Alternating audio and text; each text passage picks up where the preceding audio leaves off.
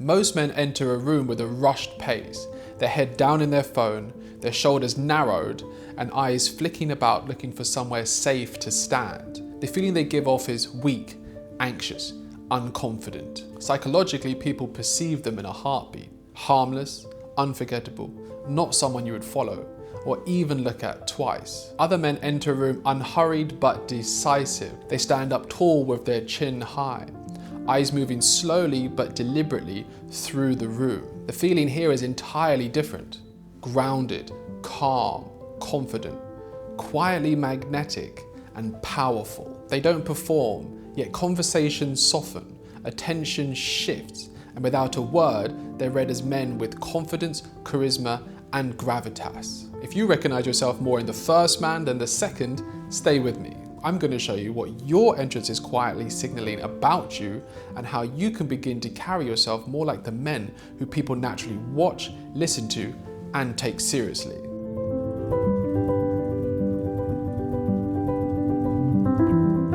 You're watching The Virtuous Man. Here, we train men in character, identity, and self-mastery. When I work with men on their presence, we always start here. Psychology calls it thin slicing, the brain's natural habit of forming quick but lasting judgments off of very little information. In just a few seconds, based on your pace, your posture, your facial expressions, and where your eyes go, people decide, is this a man in command of himself or not? Is this man useful or is he work? Can I relax around him or am I going to have to manage him? You might think you're just walking in, but your nervous system is on display. If you live in a constant low-level rush, then you'll enter in a rush. If you're half married to your phone, you'll cross the threshold half present.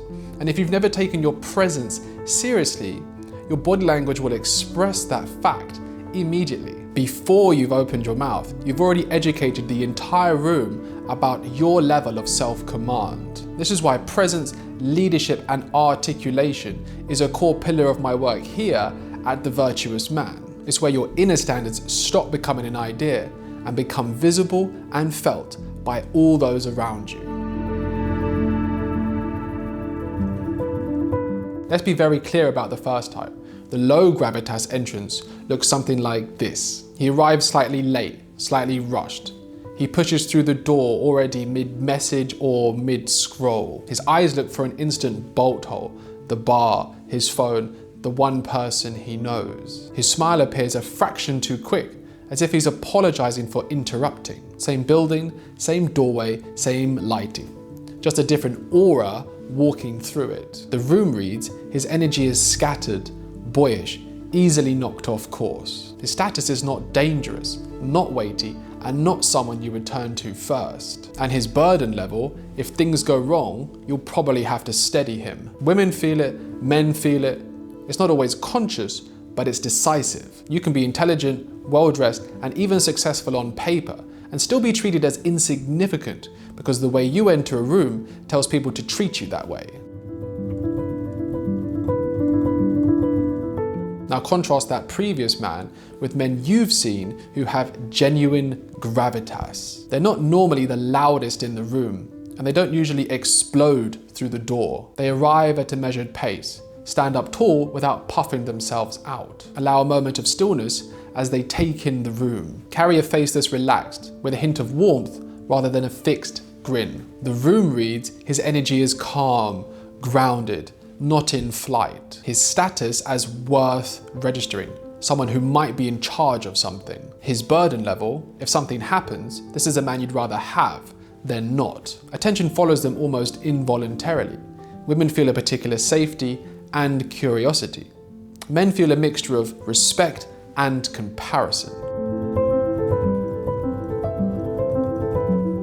It's easy to dismiss this as a small and inconsequential detail, but it isn't. Your entrance is the first impression in a career setting. Who gets taken seriously, who gets asked for input, and who ends up leading projects. The first impression in your social life, who gets remembered, who gets invited back, and who naturally sits at the center of the group. The first impression in your romantic life, the men women are drawn to, and the men women quietly file away as nice but not quite right. Over time, these tiny moments compound, and one gets treated as background, the other gets treated as someone to watch, to trust, to include. This isn't about acting, it's about bringing your behavior into line with the man who you say you're becoming.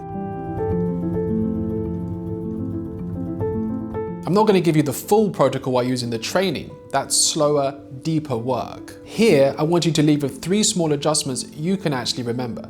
Think of them as short drills, not a complete education. Number 1, the 3-second arrival.